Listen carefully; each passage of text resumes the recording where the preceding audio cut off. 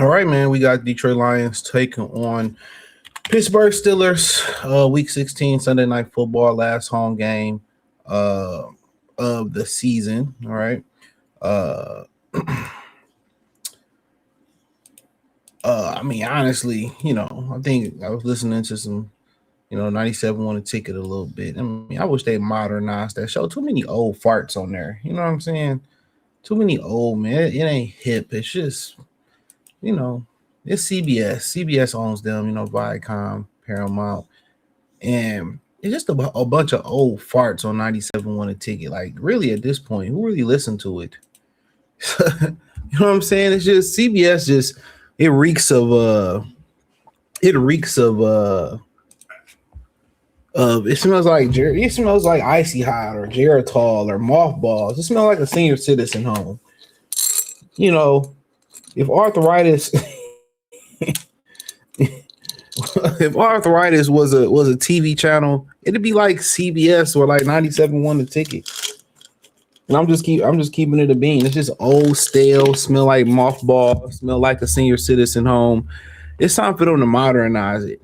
Honestly, I'm just keeping it big. Too many old farts on there, man. And let me say this: I'm gonna do a video on this, but I wanted to say it while I was on my mind. I was listening to Golf Call In, and it's the guys that did the interview, whoever they was it Stoney? Old as fuck, bro. Need to retire.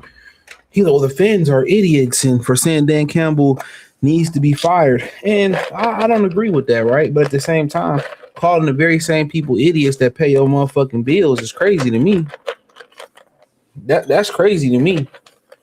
And the fans ain't so idiotic. They impatient. They you raise the ticket prices up on the fans every year. Even when they bad, you raise them up. You raise them up extremely high when they good. People tired. Lions fans are tired. It's just becomes a tease. But they play Pittsburgh. I mean, I don't really care no more. I don't want them to make the playoffs. Prepare for the draft because it's just a waste of time.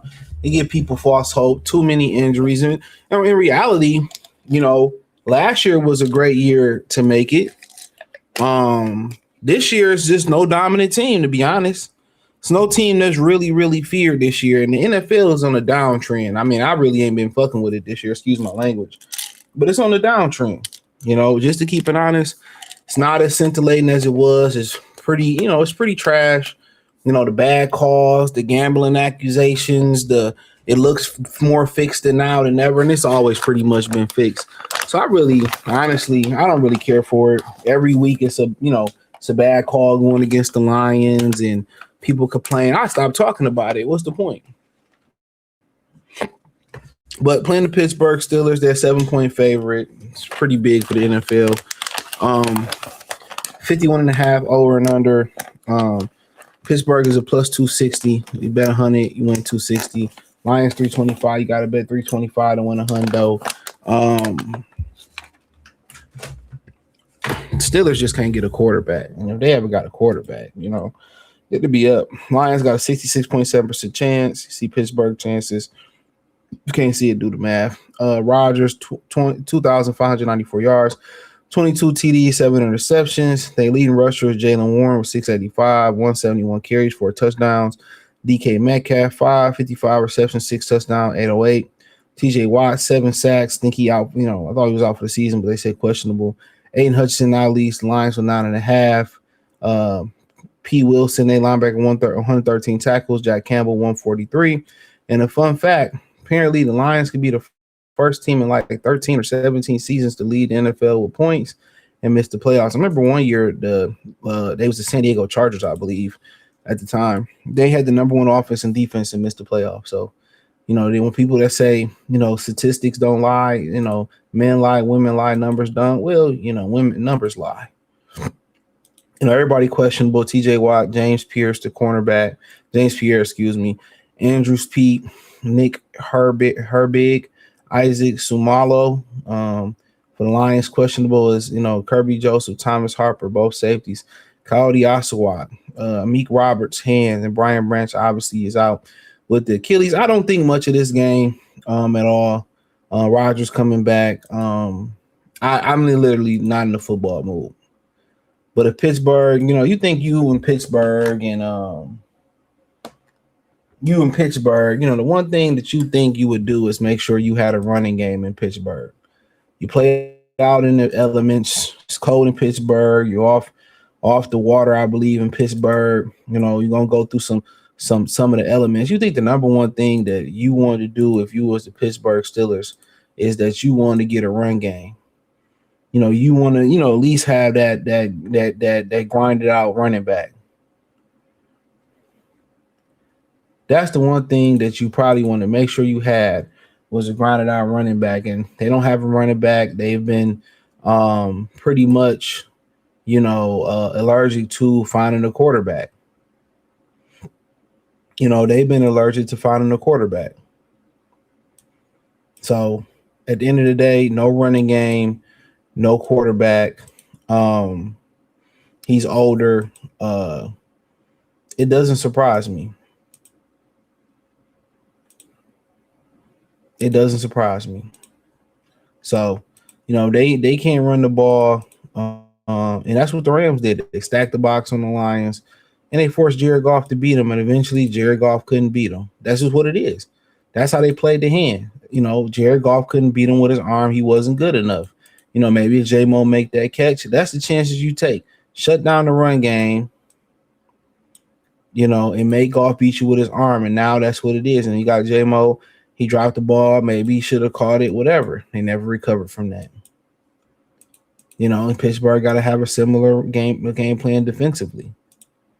Stop the run at all costs. Stop the run at all costs. And, make Jared Goff beat you. Jared Goff, he'll go on the barrage of throwing picks. That's the truth. He'll throw some picks here and there, and that will happen. But for the most part, he ain't really no gunslinger. So he's pretty careful with the football. So he really ain't no gunslinger.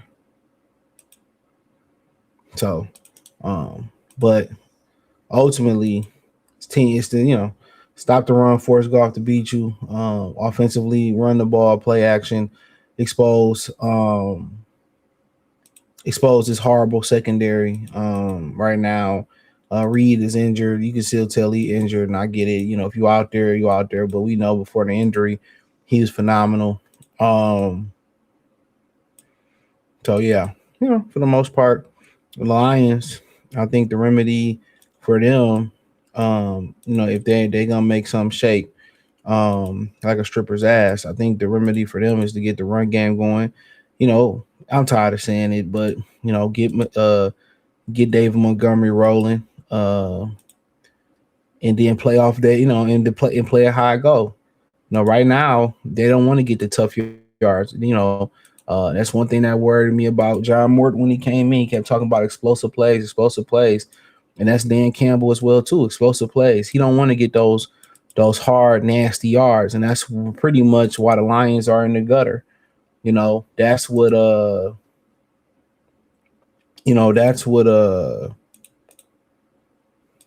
David Montgomery is, and that's what they doing in Chicago with Ben Johnson. They find a way to they sticking with the run and they getting the nasty yards. And Dan Campbell, he just want to get the fly shit. Dan Campbell just want to get a whole bunch of yards, fling it around the yard, and that's the problem. The Lions, the one thing with the Lions offense this year, they don't have no grit. They don't have no grind. And that's what happened when you transfer to Jahmyr Gibbs full time. He ain't going to get those tough yards. Montgomery softened the defense up, got the tough yards, handled score yardage, and it made it easier for Jahmyr Gibbs.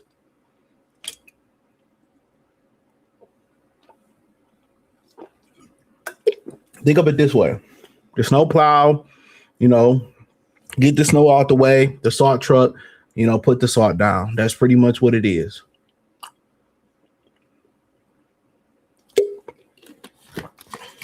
That's pretty much what it is. And right now, they ain't got no snow plow. They just dropping salt on top of snow.